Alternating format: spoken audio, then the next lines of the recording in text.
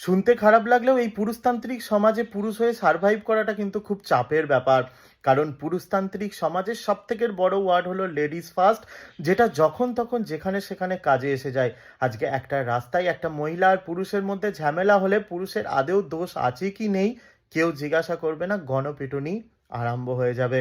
আজকে একটা ছেলে আর একটা মেয়ে দুজনেই যদি একটা গাড়িকে ঠোকে, সেখানে মেয়েটার দোষ না হয়ে কিন্তু ছেলেটার দোষ হবে।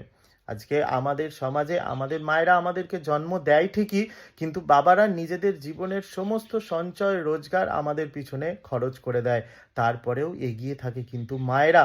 একজন প্রাপ্তবয়স্ক মহিলাকে জিজ্ঞেস করা হয় না যে তুই কি করিস, কিন্তু একজন প্রাপ্তবয়স্ক পুরুষকে সব সময় জিজ্ঞাসা করা হয় তুই কি করছিস, না হলে তোর তো বিয়েই হবে না। একজন মেয়েকে কেউ জিজ্ঞাসা করে না মা তুমি কি করো, না হলে আমার ছেলের সাথে তোমার বিয়ে দেবো না। কিন্তু ছেলেদেরকে অবশ্যই জিজ্ঞাসা করা হয় যে তুমি কি করো। কারণ মেয়েদের স্বপ্ন পূরণের মেন কাণ্ডারি হলো তার স্বামী বা তার বাবা, যেটাই বলে থাকেন না কেন। তারপরেও কিন্তু এই সমাজে ছেলে হয়ে সার্ভাইভ করাটা খুব চাপের ব্যাপার।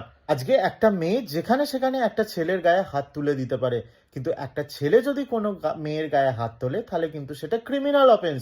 আজকে স্বামী স্ত্রীর মধ্যে যদি ঝামেলা হয়, তাহলে কেউ বলবে না বইয়ের সমস্যাটা কোথায়, বলবে বরের সমস্যাটা কি। আজকে যদি দুজনের মধ্যে ডাইভোর্স হয়ে যায়, কেউ বলবে না যে বইয়ের কি ফল ছিল, সবাই বলবে ছেলেটার কি ফল ছিল। আজকে তোর কোনো ফল ছিল, সেই জন্যই তোর বউ তোকে ছেড়ে চলে গেছে। এই পুরুষতান্ত্রিক সমাজে আপনার দুঃখের কথা আপনি যদি আপনার কাছের মানুষজনকেই জানাতে চান, তাহলে বলবে তুই কি মেয়ে নাকি যে কাঁদছিস।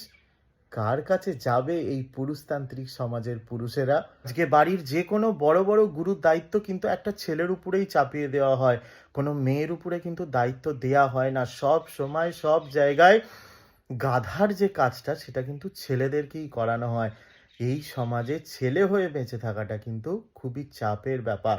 তাই যেসব পুরুষেরা নির্ঝঞ্ঝাটে নির্দ্বিধায় নিজেদের কর্তব্য পালন করে যাচ্ছে নিজের সন্তান, নিজের বউ বা নিজের মা বাবার উপরে, তাদেরকে সম্মান করতে শিখুন। আর সেই সব পুরুষদেরকে জানাই হ্যাপি মেন্স ডে। আজ একটা ছেলে হয়ে ছেলেদেরকে উইশ করতে ভালো লাগছে, কারণ এই সমাজে বড় বড় হেডলাইনে কিন্তু ওমেন্স ডে পালন হলেও মেন্স ডেটা পালন হয় না আজও।